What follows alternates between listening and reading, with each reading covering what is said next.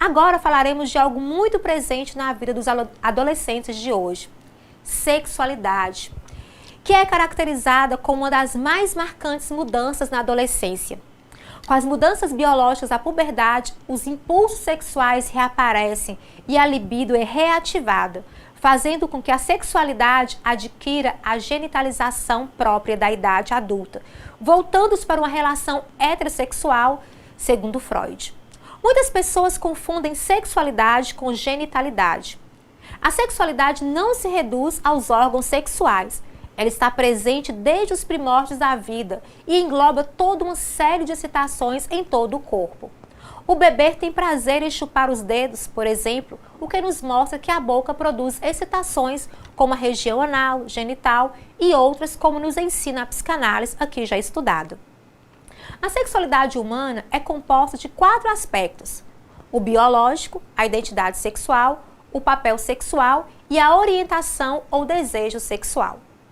O sexo biológico, macho ou fêmea, é determinado no nascimento e se refere às características genótipas e fenótipas do corpo.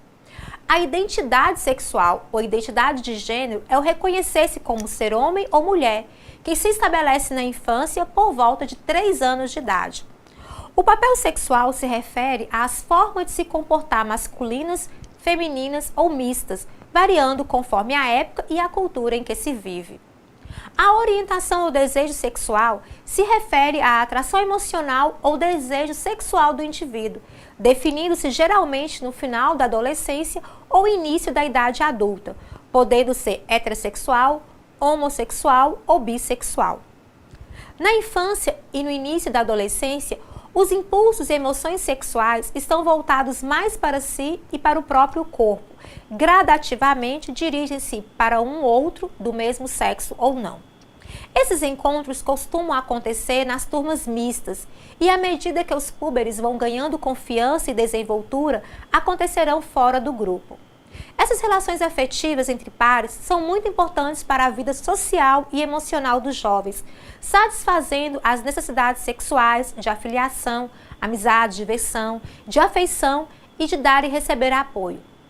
Eles aprendem a interagir uns com os outros, divertem-se, têm suas primeiras experiências eróticas e aumentam seu prestígio no grupo de iguais.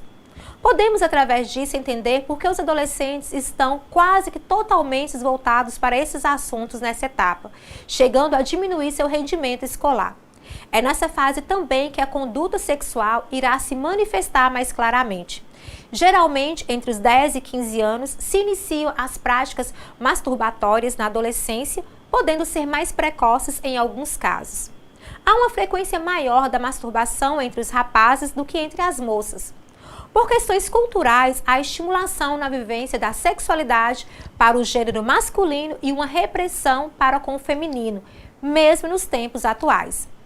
A identidade sexual vai se definir através do desenvolvimento psicossexual para atingir a sexualidade genital adulta, que inclui a aceitação da capacidade de procriação e condições socioeconômicas para o desempenho dos papéis adultos correspondentes.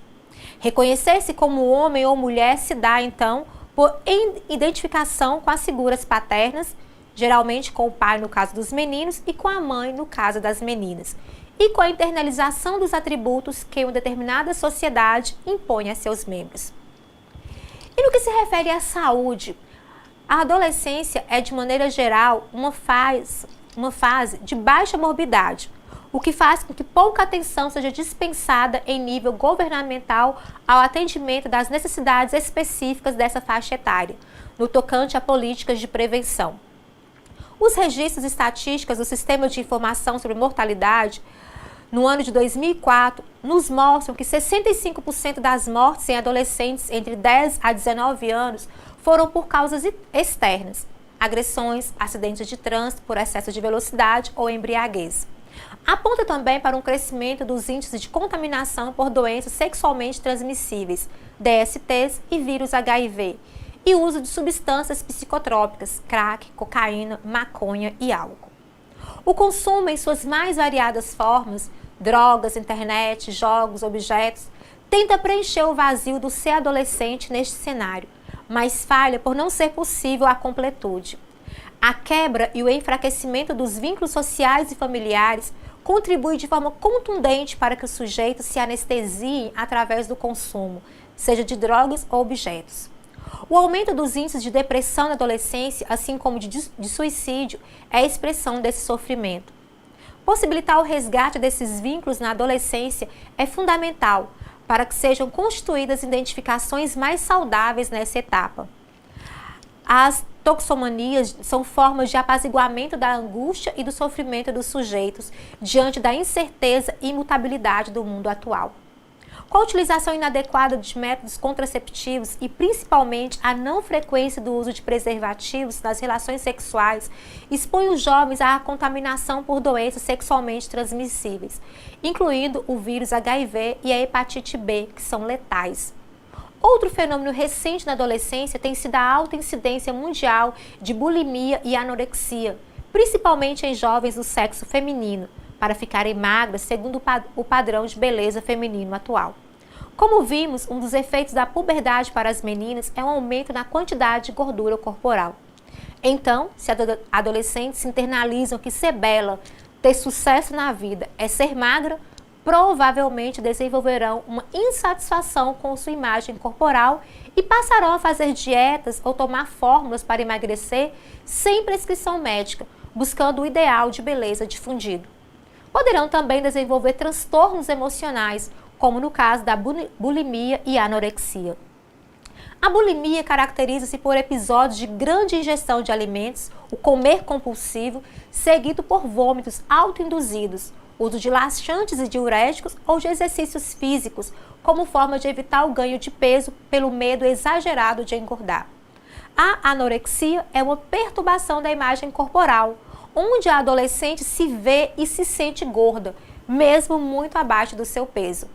Tal distúrbio pode ser fatal por se negarem a comer ou diminuírem a alimentação de tal forma que chegam à morte ou a um grande comprometimento da saúde em geral.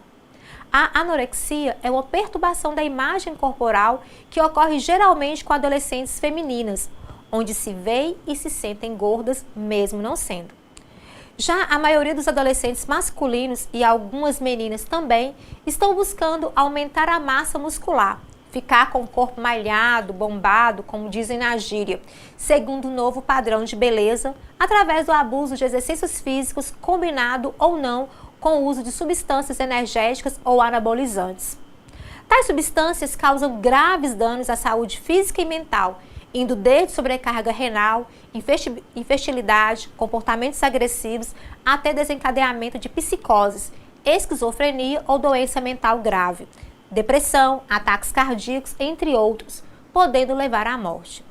Alguns jovens e até adultos estão desenvolvendo um quadro patológico de alteração da imagem corporal, chamado de vigorexia ou transtorno dismórfico corporal.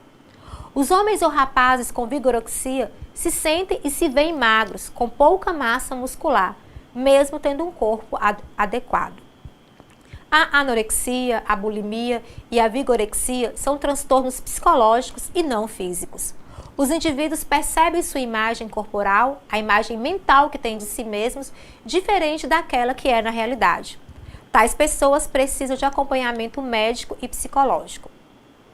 Acredito que com as discussões empreendidas, vocês tenham ampliado a compreensão acerca das características que marcam o desenvolvimento humano na adolescência.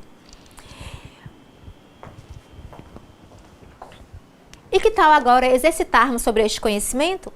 Para isso, discuta com seus colegas durante 10 minutos a seguinte questão. Em nossa aula de hoje, falamos sobre as várias temáticas que envolvem a adolescência. Dentre tantas, a gravidez na adolescência tem sido muito recorrente nos dias atuais. Nesse sentido, analise a seguinte questão. Que medidas preventivas poderiam ser implantadas para diminuir a gravidez na adolescência? As respostas podem ser bem amplas e variadas. Acredito que as respostas de vocês tenham transitado nas seguintes estratégias. Capacitar profissionais ligados ao atendimento dos adolescentes para proferirem palestras, encontros e oficinas sobre os riscos da atividade sexual precoce. Garantir por parte dos gestores a ampliação do fornecimento de anticoncepcionais e preservativos sem restrições e limitações quantitativas. realização de campanhas educativas, dentre outras ações. E por aqui encerramos nossa aula de hoje. Conto com o empenho e dedicação de todos, acessando nossa sala virtual, interagindo nos fóruns e realizando as atividades propostas. Bons estudos!